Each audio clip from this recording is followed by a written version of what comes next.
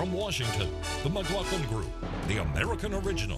For over 3 decades, the sharpest minds, best sources, hardest talk. Thank you for joining the McLaughlin Group, a show where friends disagree agreeably. I'm your host, Tom Rogan. This week's panelists are author and columnist Pat Buchanan, columnist Eleanor Clift of the Daily Beast, columnist Clarence Page of the Chicago Tribune, and Jim Antle, editor of the American Conservative. Okay, let's get to issue 1, 10 on deck. 10 Democrats took to a Houston debate stage on Thursday, offering their competing visions for the leadership of the Democratic Party and the nation. On deck were Joe Biden, Bernie Sanders, Elizabeth Warren, Kamala Harris, Pete Buttigieg, Andrew Yang, Cory Booker, Amy Klobuchar, Julian Castro, and Beto O'Rourke. An ABC Washington Post poll taken before the debate showed Biden with 27% support, Sanders with 19% support, and Warren with 17% support. Pat, who's the big winner from this debate and who's the big loser? Julian Castro came from the sidelines in a scrimmage of the Democratic Party. He blindsided, sacked, and body slammed the leading candidate of the Democratic Party, Joe Biden, raising the whole issue of whether Biden is mentally competent and capable of running the distance in this race. So I think Castro's the big loser. I think Biden... Big loser for doing that. Oh, Castro, of course, it was an outrageous thing to do. Secondly, I think Biden clearly has the issue opened up for him, and that's not good. I think Bernie Sanders seemed sort of raw and edgy, far more so than normal, almost like he had a bad cold. Yep. So I think the big winner then is the third of the top 3. It's Elizabeth Warren. I don't think she damaged herself in any way. I can't remember anything really she said. Okay. She didn't hurt herself. Is that about your mental faculties as much as Joe Biden's? All right, Eleanor? I think Joe Biden delivered all the predictions that he wouldn't be able to withstand 3 hours. He defended his positions. He drew a real contrast with the Medicare for All supporters. Elizabeth Warren, Bernie Sanders couldn't answer how much it will cost. I thought Biden really had them back on their heels, and that's the first time I've seen that. And the two of them are kind of acting in tandem, which is an interesting combination. And Amy Klobuchar came in and she said, you know, Bernie wrote the bill, but I read the bill. Right. and she pointed to the flaws that people would lose their private insurance, 129 million people, many of them union workers who prize their insurance. So I think the big loser was Castro. Yep. He claims that he is fulfilling the legacy of Barack Obama, an outrageous claim to start with. And Biden had a number of good lines, and he said that'll be a surprise to him, meaning Barack Obama. I know Senator Kennedy. Right. Jim? Well, I think anytime you have a debate and it doesn't really change the dynamics of the race, that benefits the front runner. Now, I know Joe Biden had his moments where I think he was pretty passionate, pretty effective in moments. He also had some moments, you know, when he was sort of rambling about how social workers need to come in and teach people to turn their record players on at night. That wasn't very good, but, you know, if people are looking for reasons to think Biden is less than competent, every debate so far has provided those reasons, but I'm not convinced that the people who are at least soft Biden supporters are looking for those reasons, at least that there hasn't been much evidence of that in the polls. So I think by simply getting out alive Biden and not having any major game changers in that debate, that has to benefit Biden. If I'm Bernie Sanders, however, I wonder if I have a second act from 2016 or even from some of my previous debates. How many times can you say, I wrote the damn bill? Right. And when you're talking about Medicare for All, and that really, he has to do something, I think, to distinguish himself from Elizabeth Warren, who seems to me to have a conscious strategy of only coming in when addressed to say what she wants to say, but then hanging back and letting everybody else fight it out unless she's addressed directly. That strategy, initially I thought might be a mistake, but it seems to be working for her. She's ascendant. So I'd be a little bit worried about Bernie, and I think as long as there are no major changes in the race, it's good for Biden. Clarence? Well, I agree with a lot of what you say, in fact, especially when Joe Biden advised parents to get a record player for their kids. My son said, yeah, and show them how to work it, or show them what it is, for that matter. That was the kind of a revealing statement in terms of, it does play into a stereotype of Joe being over the hill with those of us from the typewriter generation. But at the same time, though, it was like, reminded me of Muhammad Ali, let the other side punch themselves into exhaustion. And Elizabeth Warren's technique appears to be precisely that. What's troubling, I think, for Democrats about her and the other, I won't go into all the individuals, but the idea of Medicare for all. For those of us who like our insurance, that's going to backfire, and I think, but it's going to help Biden, though. People will eventually gravitate toward somebody in the middle on that issue. And Medicare for all is a poison pill, and if Warren does get the nomination, she'll have to back off. And I think there were serious questions about her electability. I don't think she put them to rest last night. She did not have a lot of concrete answers.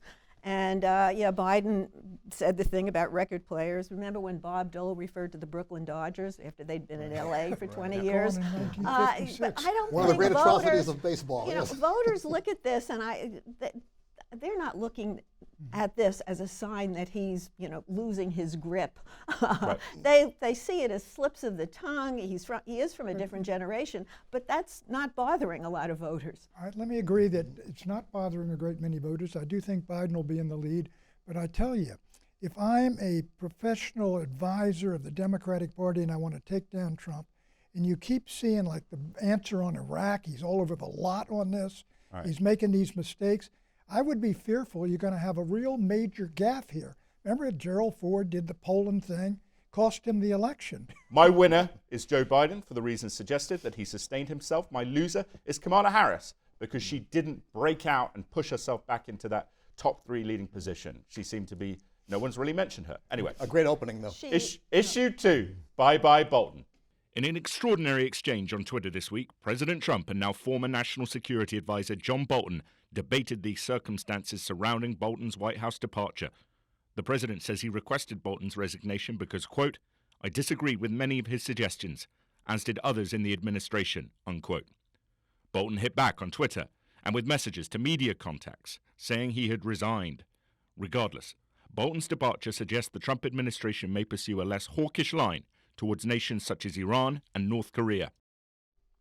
Eleanor, what does John Bolton's departure mean for the Trump foreign policy? Well, first of all, the president was right to fire him. He's over the top in his eagerness to have a military confrontation with Iran. And the president, though, is tweeting. He doesn't like all of the commentary about, Bolton is the tough guy and the president is the dove. He wants to get out of Afghanistan. And so Trump tweets that Bolton had to restrain him on Cuba and Venezuela. So what is the Trump foreign policy? It is sui generis. He does whatever he feels like. I'm afraid whoever replaces Bolton will be a yes man, when you really would want someone who would get all the different views and present a more realistic view of the world and not let the president decide on a quick summit at Camp David with the Taliban on the eve of 9/11. We're going to get to that. We're going to get to that. Absurd. That's another issue. Pat. The departure of Bolton means there's less of a chance of a war with Iran because he's the driving force behind it. So it's bad news for Bibi Netanyahu, bad news for the Saudis, bad news for the hawks who want to battle with Iran.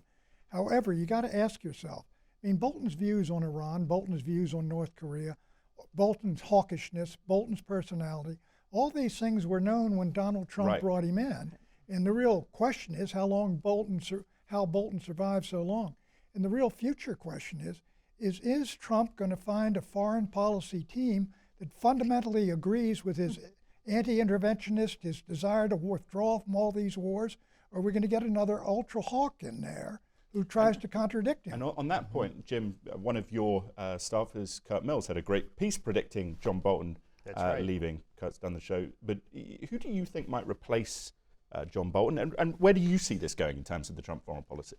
Well, the major problem that I think Trump faces is that normally when you come into office, you can pretty much take people from the previous administration of your party, bump everybody up a notch, Right. and that's sort of how you can staff it. But when it comes to foreign policy and immigration, George W. Bush and Donald Trump had diametrically opposed views. So that model doesn't really work.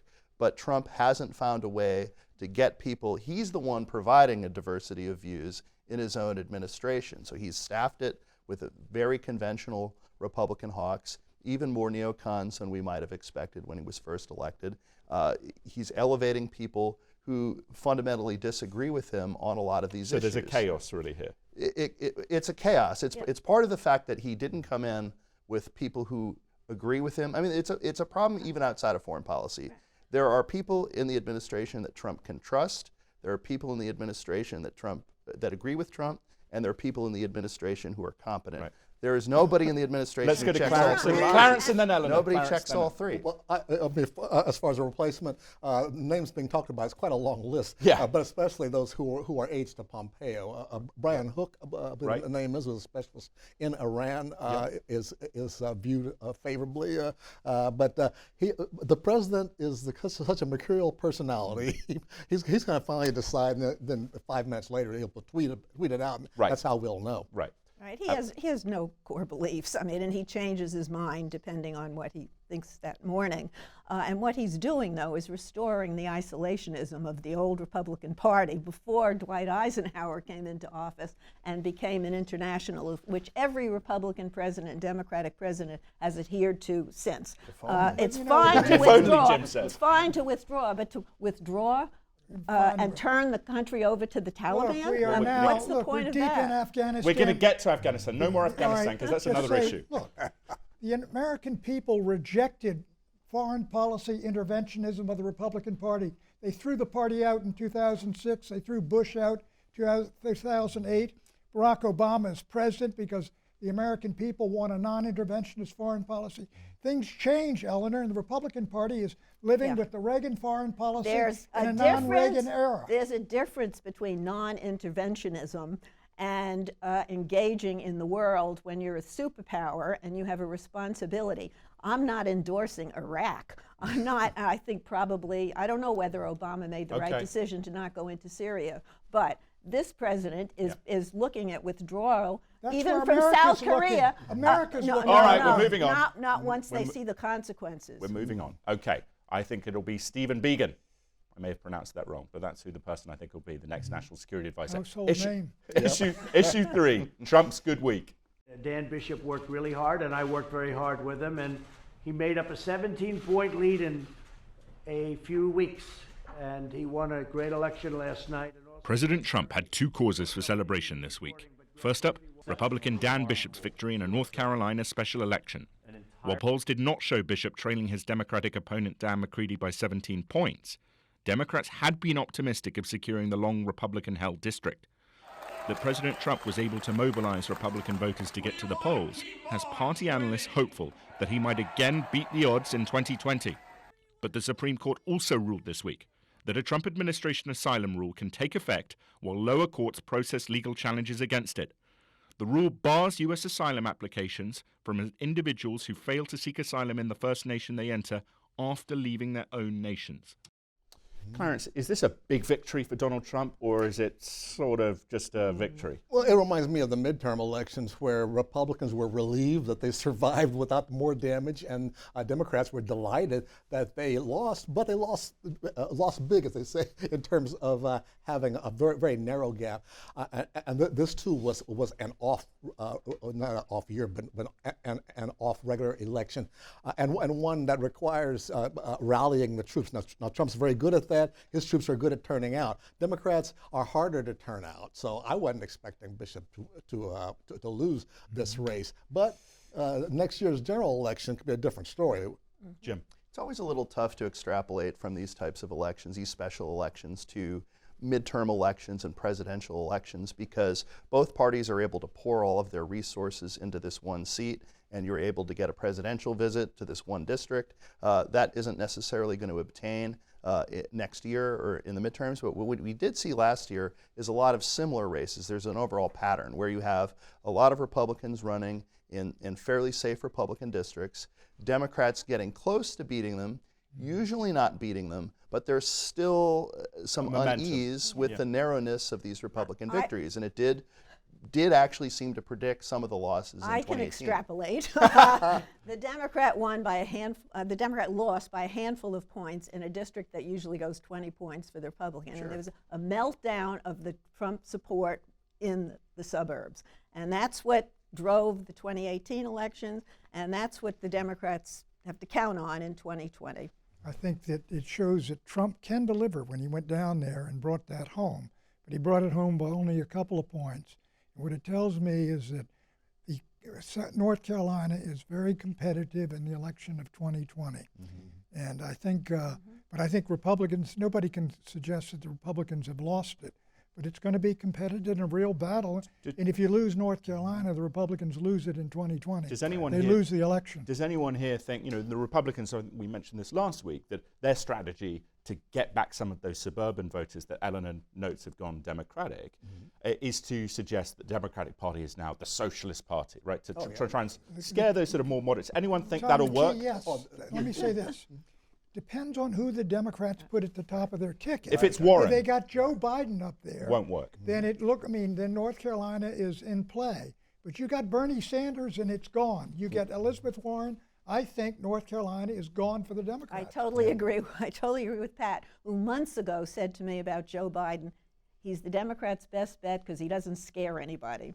And I he think scares some Democrats now. All right, well, Jim, so on the second note we mentioned there, the Supreme Court ruling that has allowed President Trump's asylum rule to continue. Do you think that will play a political role in the election, or do you think it's just something that's going to wash below the surface? I think people's perceptions of Trump on immigration are largely baked into the cake. I think that the only thing that could move the needle, not to make a record player pun, is if Trump actually fulfills some of his campaign promises to rally his own base. I think people who dislike Trump's immigration stance, who dislike his treatment of children on the border, who dislike how he handles asylum, I think regardless of this Supreme Court ruling, those voters are going to be animated against him. And the ones that Trump most has to worry about is the suburban voters.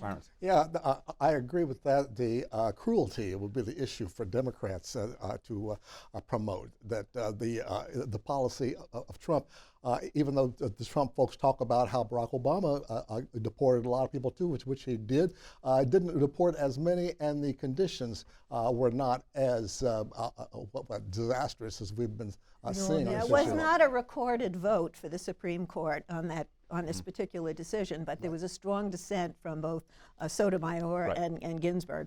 I think it shows what the country is up against, frankly, with Trump's takeover of the courts. Look, on the issue of asylum, that's exactly the right issue.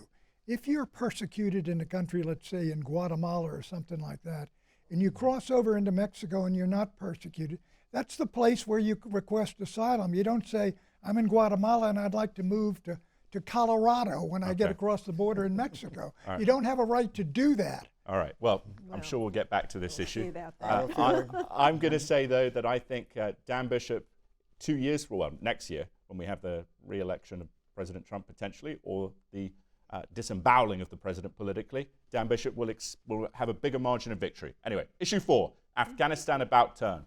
They killed 12 people. One happened to be a great American soldier, a wonderful young man from Puerto Rico, families from Puerto Rico.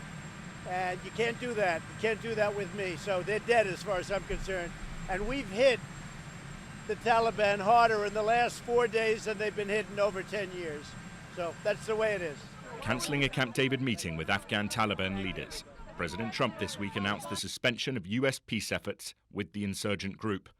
A Taliban attack last week in the Afghan capital of Kabul proves, Trump said, that the group cannot presently be trusted. That attack killed 10 civilians, a U.S. Army sergeant, Ellis Ortiz, and a Romanian soldier. Thus continues America's longest war. Jim, was the president right to cancel those negotiations with the Taliban? I think so. The optics were definitely bad. I mean, being so close to 9/11, having those American deaths, having casualties, I think he was right to cancel them. But I also think it's time to get out of Afghanistan. And a political settlement would be the most desirable way to get out, as long as these negotiations aren't used as an excuse to stay in indefinitely. But it would be better from the perspective of Afghanistan's neighbors, from the perspective of our allies, and from our own ability to shape some of the outcomes there if we can have some kind of negotiated deal. But the deal can't be the end in of itself. We're spending down our resources there. We need to get out. Yeah, the deal they were making exclusively with Taliban and not with the Afghan government. This president is looking for a big play that he thinks can secure his reelection. So I'd be careful about anything he does with North Korea, the Taliban, Iran, all of them. I think he's a headstrong, dangerous, and he only cares about one thing, and that's winning reelection. And let's talk about Afghanistan, America's longest war. The problem is, if you get out of Afghanistan, there's a real probability, if not a near certainty, that ultimately that government's going to fall, all hell's going to break loose, people are going to suffer and die in enormous numbers who cast their lot with the United States. And there's a division. Some folks say, we have to accept those consequences because the war, we got to get out of the war. Others, General Mattis this week said, we need boots on the ground in Afghanistan. My view is we've got to get out. I don't know how you turn this around to the point where we've basically won the war, because we haven't. After 18 years, we have not prevailed in the war. We haven't lost a battle. But, this is what's holding up folks like me from saying, let's just walk out. Right. Well, it's certainly a worse quagmire than Vietnam in terms of years spent over there. But it's the same quagmire in terms of, this is the second time, really, that we're leaving Afghanistan, because before we sent supplies in to help the Mujahideen, and we pulled out then afterwards, and what happened, but they became Al-Qaeda and other problems that emerged, and now we're back in there with U.S. troops on the ground. And that's the kind of thing we don't want to see happen again, regardless of party. It will require intensive diplomacy, and I'm not sure this administration is going to right. trust the Now, Taliban? I'd be the first one to want to bring the troops home, but I hear from friends who've been there, people who live there, they're terrified if the Americans leave, and so you can't just pull out. Is it a forever war then? Okay. And that's Well, what I would suggest, though, that if you look at the casualty rates we're sustaining now, which is tragically 20 this year, but far lower than the 2009-12 period where it was hundreds each year. Focally, what we're doing now is allowing it's not trying to control Helmand province in the south, with Taliban controlling major population centers, training and providing air power and intelligence. We should do that, shouldn't we? The Taliban staged 2 suicide attacks after the president called off the summit. I mean, they're not eager to play. The Taliban are stronger now and have more territory now and are making more attacks now than they have since 2001, when they controlled the entire country. So the thing is not going the right way either. Well, and the problem is, as has been said, we have, Condoleezza Rice made the point the other day, again, we don't want to leave the Afghan women abandoned, as well as other folks who would be victims. Yeah, exactly. But counterterrorism is a key concern. Well, let's go on another issue here with, in the context of John Bolton going, little round robin. Do you think that the president will meet with Hassan Rouhani, leader of Iran, at the UN General Assembly later this month? Yes or no? Yes. I think so. A meeting off to the side, not a big heralded meeting. Clarence. One way or the other, yes, I hope.